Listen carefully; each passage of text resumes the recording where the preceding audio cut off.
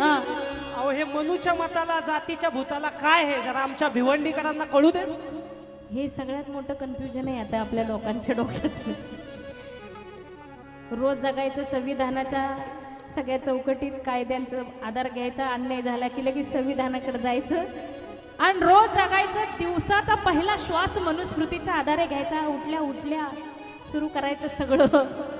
हेच कन्फ्युजन आहे सगळ्यात मोठं. काय विचारताय तुम्ही? अहो पण जरा सांगा तरी आम्हाला काय कन्फ्युजन आहे. इसकटून सांगायचं हा म्हणता. मग बर, मनुस्मृती नावाचा एक ग्रंथ बाबासाहेबांनी जाळून टाकला. बरोबर आहे. तुम्ही म्हणाल का बरं? पुस्तकांवर एवढं प्रेम करणारा माणूस, पुस्तकांसाठी राजग्रह बांधणारा माणूस एखादा ग्रंथ कसा काय जाळू शकतो? बरोबर आहे प्रश्न.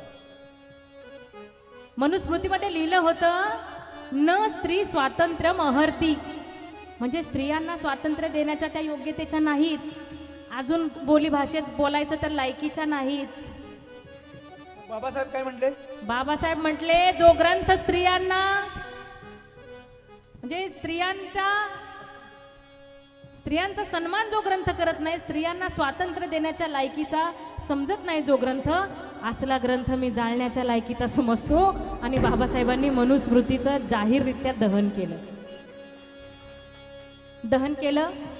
आता मनुस्मृती संपली, मिटला विषय. आता काय मनुस्मृतीचा विषय नाही.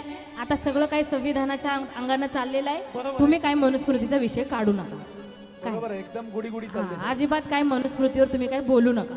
सगळं काही जे संविधानाच्या कलमानुसार आहसे आहतक सगळा देश चालू आहे, त्यामुळे तुम्ही काय बोलू नका मनुस्मृतीवर. बरोबर आहे, एकदम हा? बरोबर आहे ना? खरं आहे का? भीमगीत म्हणान जा आपलं म्हणाव घरला. कशाला काय मनुस्मृती आहे का नाही सांगा. जाळले की आता संपला की विषय? संपला का? बाबासाहेबांनी मनुस्मृती जाळली, पण अजूनही मनुस्मृती जिवंत आहे. कागद जाळली आहेत मनुस्मृतीची, विचार जाळण्याचं काम राहिले. कशी जिवंत आहे? कशी बरं?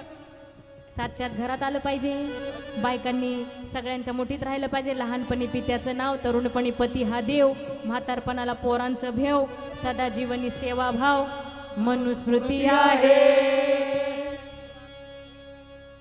दलितांनी बोलायचं नाही, दलितांनी लय किव किव टिव टिव टिव टिव करायचं नाही, आपल्या आपल्या पायरीनं राहायचं, काय आपल्या आपल्या सेलमध्ये राहायचं.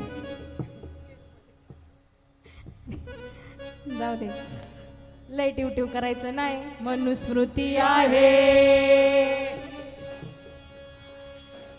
बायकांनी डाव्या पायाच्या अंगठ्याकडे बघत बघत चाललं पाहिजे, आणि समोरून एखादा ट्रक आला तर धडकून मेलं पाहिजे.